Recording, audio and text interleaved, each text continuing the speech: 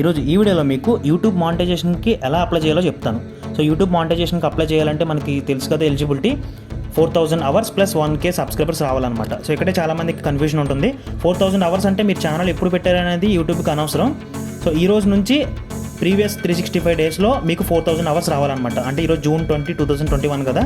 So ఇక్కడ నుంచి back 2020 June 20 నుంచి ఈ రోజు వరకు 1 year కదా. సో ఈ మధ్యకాలంలో మీకు 4000 అవర్స్ వస్తే మీకు ఎలిజిబిలిటీ అనమాట. అలాగే 1K సబ్స్క్రైబర్స్ కూడా రావాలి.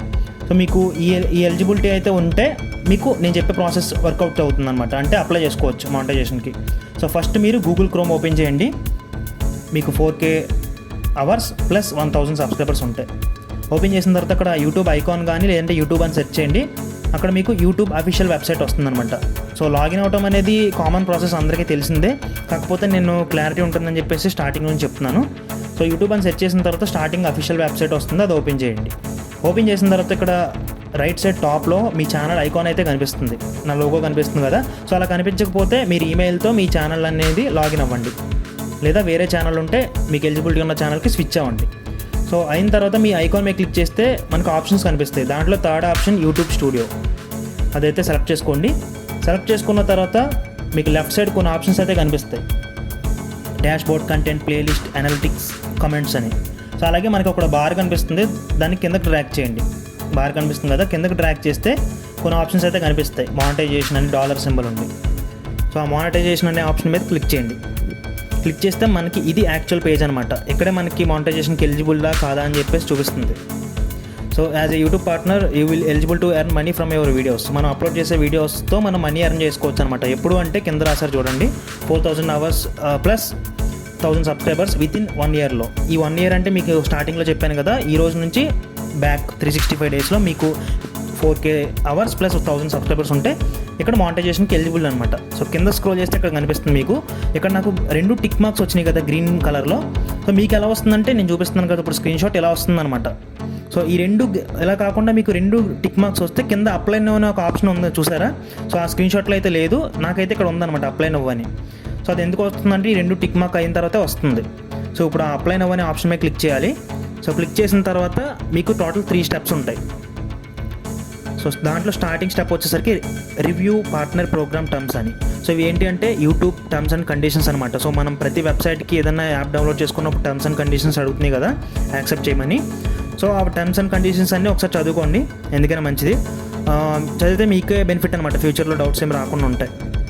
సో అక్కడ కొన్ని ఆప్షన్స్ అయితే ఉన్నాయి లాస్ట్లో. Email me updates, announcements and personalize tips to help grow my channel. ఫ్యూచర్లో ఏమైనా అప్డేట్స్ వచ్చినా, కొత్తగా రూల్స్ అప్డేట్ చేసినా మనకి మెయిల్ చేయడం కోసం ఈ ఆప్షన్ ఎనేబుల్ చేసుకోవాలన్నమాట. సో ఇది టిక్ మార్క్ ఉంచుకోండి, తీయొద్దు. నెక్స్ట్ పై ఆప్షన్ కూడా టిక్ మార్క్ చేసుకోండి, I accept the YouTube partner program terms అని. సో అది టిక్ చేస్తేనే యాక్సెప్ట్ టర్మ్స్ అనే ఆప్షన్ ఎనేబుల్ అవుతుంది.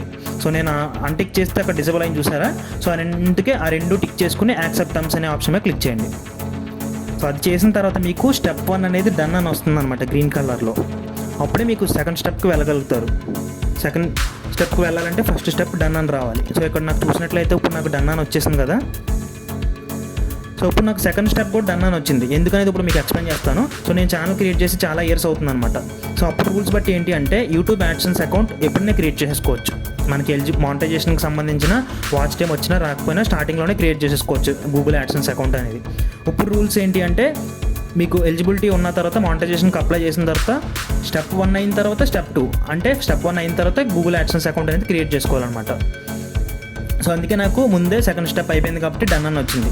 మీరైతే సెకండ్ స్టెప్లో గూగుల్ యాడ్సెన్స్ అకౌంట్ అయితే క్రియేట్ చేసుకోండి, చాలా సింపుల్గా ఉంటుంది ఆ ప్రాసెస్. లేదంటే యూట్యూబ్ ఛానల్స్లో ఆల్రెడీ చెప్పుంటారు కదా వేరే ఛానల్స్ వాళ్ళు, అక్కడ ట్రై చేయండి.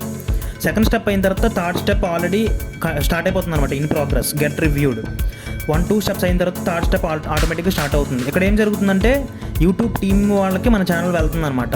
సో వాళ్ళు వెరిఫై చేస్తారనమాట, వీళ్ళు మన పాలసీస్కి అగైనెస్ట్గా ఉన్నారా లేదంటే యాక్సెప్ట్ చేశారా, ఆ పాలసీస్ బట్టే వెళ్ళారా అని.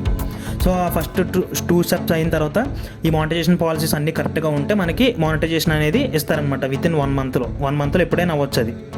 సో మీకు అర్థమైంది కదా. సో మిగతా ప్రాసెస్ అనేది వేరే వీడియోలో చేస్తానన్నమాట. థర్డ్ స్టెప్ అనేది అయిపోయిన తర్వాత మనకి యాడ్స్ అయితే వస్తాయి. సో నేను అది వేరే వీడియోలో చేస్తాను, ఎందుకంటే నాకు ఇంకా అవ్వలేదు కదా థర్డ్ స్టెప్. సో మీకు వీడియోలో డౌట్ ఉంటే కామెంట్ సెక్షన్లో అడగండి. వీడియో నచ్చితే లైక్ చేయండి, అలాగే నా ఛానల్ సబ్స్క్రైబ్ చేయండి. Thank you, bye.